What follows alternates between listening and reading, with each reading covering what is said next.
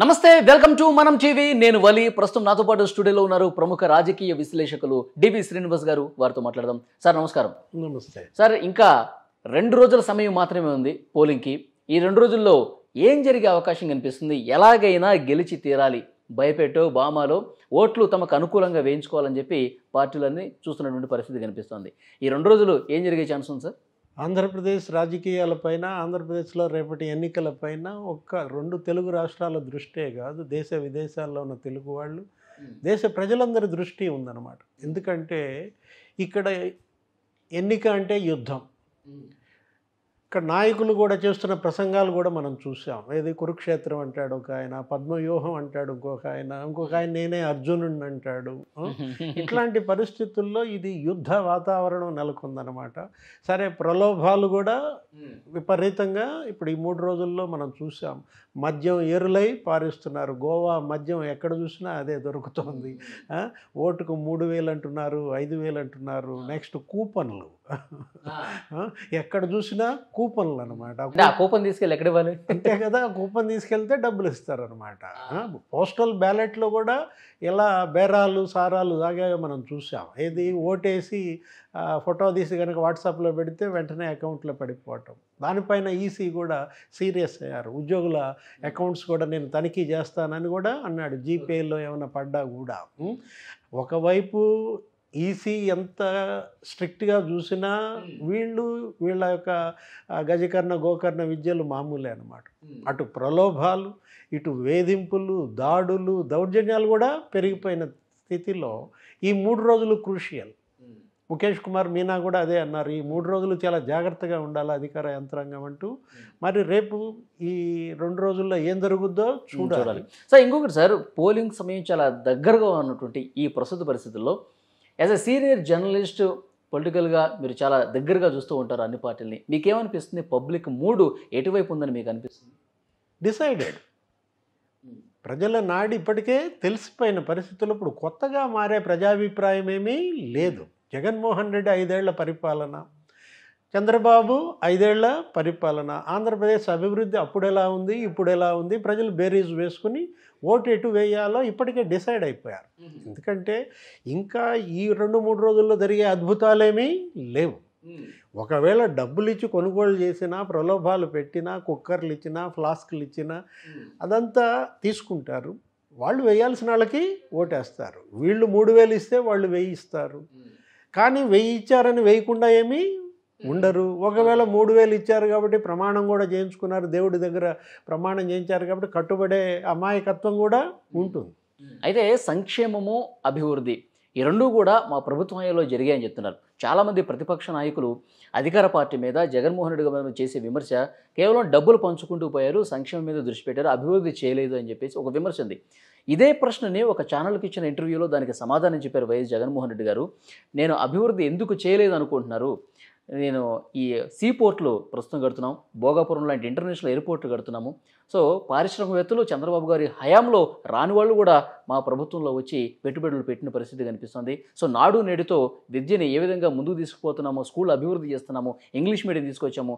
ఇలా ఈ అభివృద్ధి అంతా కళ్ళ ముందు కనిపించడం కేవలం ప్రతిపక్ష పార్టీలు ఒక సైడ్ ఉన్నటువంటి మీడియా దుష్ప్రచారం చేస్తున్నారు అన్నట్టుగా మాట్లాడారు. ఇది అభివృద్ధి కాదా అన్నారు. ఏమంటారు మీరు? అంటే జగన్మోహన్ రెడ్డి గారు సమాధానం చెప్పాల్సింది ఆయన చెల్లెలకి. ఇప్పుడు ఆ ఛానల్ ఇంటర్వ్యూలో కూడా వేరే వాటిల్లో కూడా ఆయన పైన విమర్శలు చేస్తుంది. ఇప్పుడు మీరు చెప్పిన అభివృద్ధినే ఆమె టార్గెట్ చేస్తుంది. మొత్తానికి నిన్నటి మీరన్న ఈ అభివృద్ధి కాన్సెప్ట్ తీసుకున్న దానికి మనకు అర్థమవుతుంది ఏంటంటే బొమ్మ పడింది. జగన్మోహన్ రెడ్డికి బొమ్మ కనపడుతుంది అన్నమాట. ఎలా ఇన్నాళ్ళు మరి నేను అభివృద్ధి చేశాను అని చెప్పలేదే. ఇప్పుడు ఈ ఫైనల్ స్టేజ్లో 2 రోజులు ఎలక్షన్ ఉందనగా నేను ఈ గట్టా అని ఇప్పుడు ఎలా అంటున్నారు? ఈ మాటలు గత 4-3 ఏళ్ల నుంచే కనుక చెప్పుకుంటూ వస్తే ఏది మేమంతా సిద్ధం సభల్లో నేను ఇది కట్టాను అని చెప్పుకుంటా వస్తే ఇక్కడ రోడ్డు వేసాను చూడండి అంటూ ఏ విధంగా అయితే గతంలో యువగళంలో నారా లోకేష్ లేకపోతే చంద్రబాబు వీళ్ళంతా సెల్ఫీ ఛాలెంజ్లు చేసేవాళ్ళు.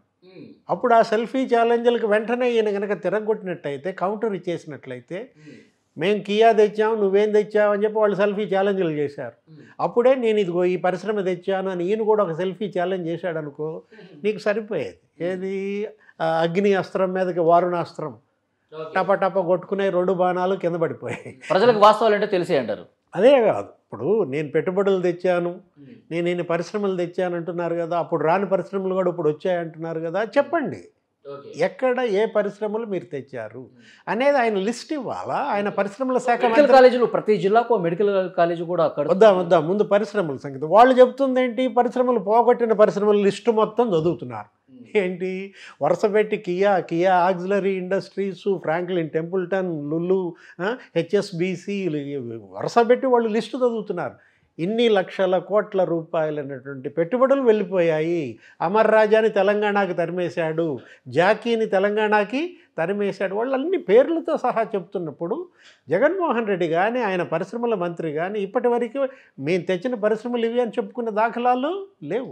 ఓకే, ఇప్పుడు మెడికల్ కాలేజీలు అంటున్నారు. మెడికల్ కాలేజీలు ఇవాళ కొత్తగా తెచ్చేదేముంది, 17 మెడికల్ కాలేజీలు తెచ్చానన్నాడు కానీ అక్కడ ఇవాళ ప్రారంభమైంది 3 మెడికల్ కాలేజీలే. అవి కూడా ఇవాళ వాటికి శాశ్వత భవనాలు లేవు, అక్కడ కావాల్సినటువంటి ఫ్యాకల్టీ లేదు. ఇప్పుడు మెడికల్ కాలేజీలు తెచ్చినంత మాత్రాన అది అభివృద్ధి కాదు కదా. వైద్యం ఇవాళ ఎంత అభివృద్ధి చెందింది. ఒకవైపు నిన్న చంద్రబాబు ఏమంటున్నాడు, అరకు ఏజెన్సీలో ప్రచారం చేస్తూ పక్కన ఆమె అరకు పార్లమెంట్ అభ్యర్థిని పెట్టుకుని మళ్ళా డోలీలు అంటున్నాడు.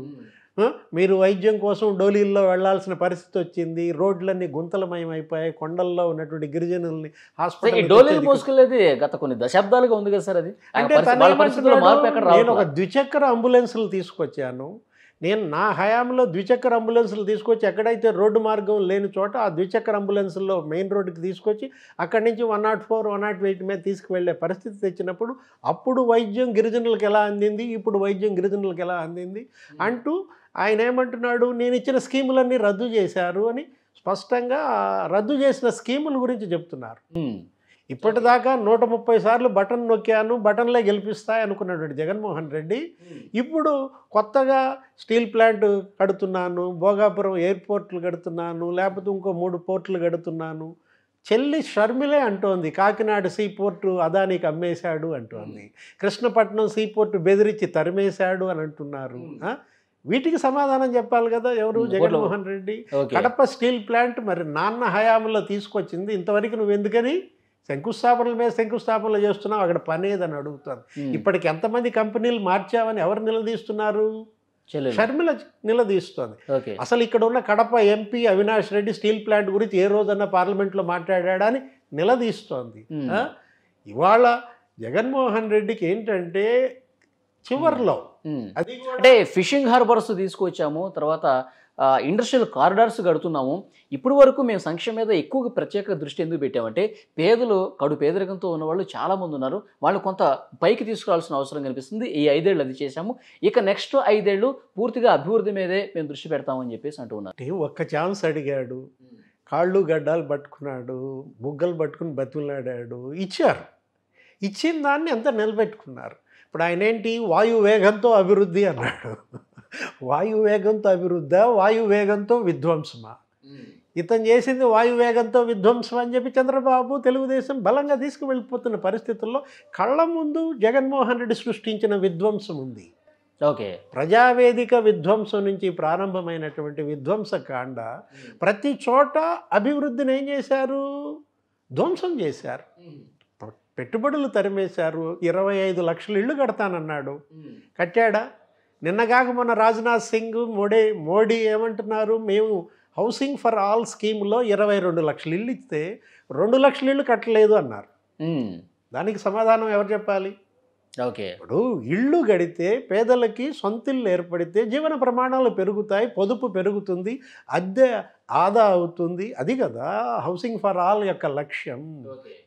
ఇప్పుడు అన్నా క్యాంటీన్లు మూసేశాడు, జీవన ప్రమాణాలు నేను పెంచానంటే అన్నా క్యాంటీన్ ద్వారా ఇవాళ కూలీకి వెళ్ళేటటువంటి వ్యక్తి ఉపాధి హామీ కూలీకి చేసుకునేవాడు, భవన నిర్మాణ కార్మికుడు అక్కడికి వెళ్ళి 5 రూపాయలకు అన్నం తినేవాడు, వచ్చిన కూలీతో తన బిడ్డ చదివించుకునేవాడు.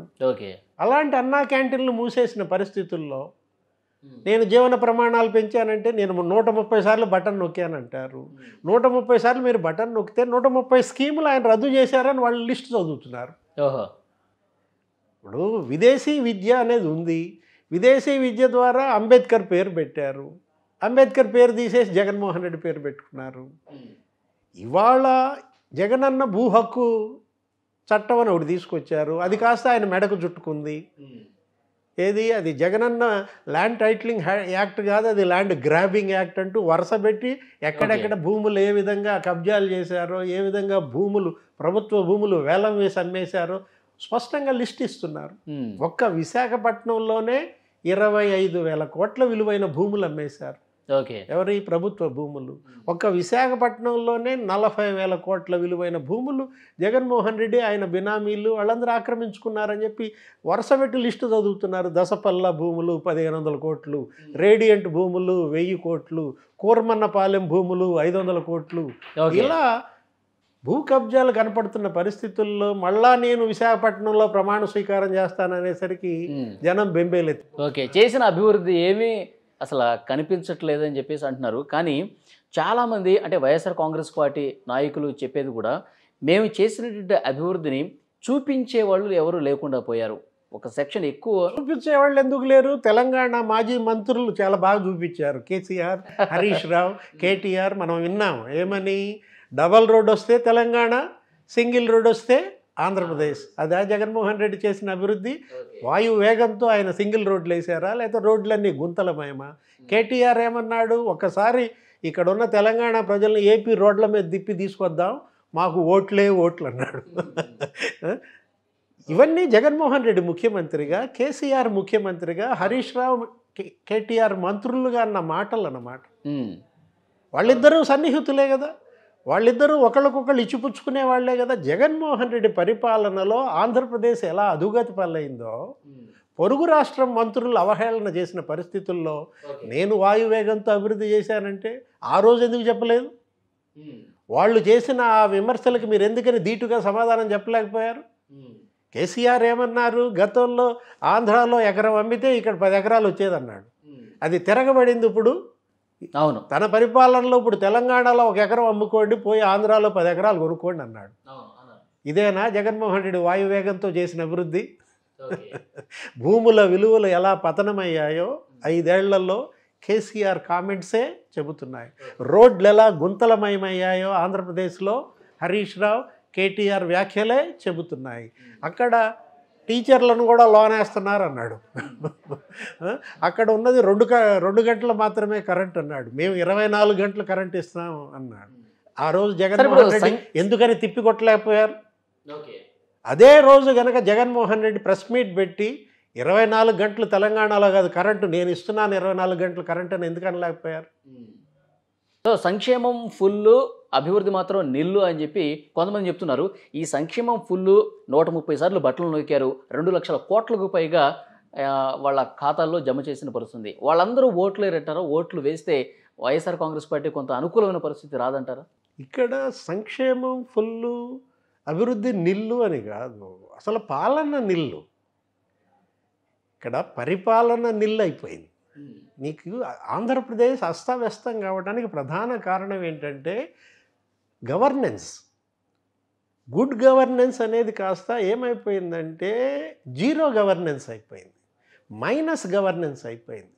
ముఖ్యమంత్రి సెక్రటేరియట్కి వెళ్ళట్లేదు, సెక్రటేరియట్నే తన ఇంట్లో పెట్టుకోవాలని చూశారు తాడేపల్లి ప్యాలెస్లో. ఈయన సెక్రటేరియట్కి వెళ్తే అక్కడ ఒక వాతావరణం ఏర్పడుతుంది. ముఖ్యమంత్రి వచ్చాడంటే అక్కడ ఉద్యోగుల్లో వాళ్ళ యొక్క నిబద్ధత, తెలంగాణలో కూడా అదే జరిగింది గతంలో. ప్రజలకు అందుబాటులో లేకుండా పోయారు జగన్మోహన్ రెడ్డి. 5 ఏళ్ల ఆయన పరిపాలనలో ఆయన ప్రజలు వచ్చి నేరుగా సీఎంని కలిసి వినతిపత్రం ఇచ్చేటటువంటి స్వేచ్ఛ కర్రబడిన పరిస్థితుల్లో ఇవాళ జగన్మోహన్ రెడ్డి స్వయం కృతాపరాధాలు ఆయనకి ఈ పరిస్థితికి కారణం. ఎందుకంటే ఆయన పార్టీలో ఆయన మీద వ్యతిరేకత, ఆయన కుటుంబంలో ఆయన మీద వ్యతిరేకత, ఆంధ్రప్రదేశ్ రాష్ట్రంలో వ్యతిరేకత, వీటన్నిటికీ కూడా తను చేసుకున్న స్వయం కృత. ఓకే సార్, సంక్షేమంతో పాటు అభివృద్ధి కూడా చేశానని చెప్పి కొన్ని ఉదాహరణలు కూడా జగన్మోహన్ రెడ్డి గారు చెప్తున్నారు. నిజంగా అభివృద్ధి జరిగిందా? అభివృద్ధి జరిగితే ప్రజలు డెఫినెట్గా వైఎస్ఆర్ కాంగ్రెస్ పార్టీ పక్షాన ఉంటారు. అది ఉన్నారా లేదనేది మాత్రం పోలింగ్ తర్వాత మనకి జూన్ 4న కూడా తెలుస్తుంది. ఏం జరుగుతుందో చూద్దాం. Thank you very much sir.